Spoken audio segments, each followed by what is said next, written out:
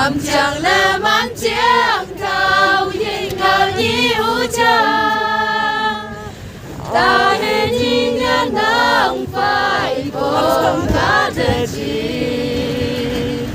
năm bữa xăm lại ơi nhìn hai chân vào đi bước vào thì tim phải là những ngoài sao quay bước ngã chẳng mai lời mà về sao về đi u cha đại ý thế về sẽ tổng hợp ta nhĩ nhàng khai bước phải dần bằng cả thế lý bên cao mà thế lý sự bên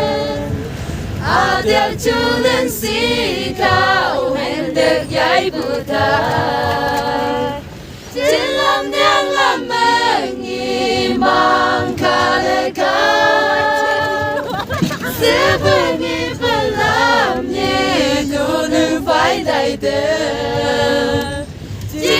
nhì nhàng ca ý choang thu lại tên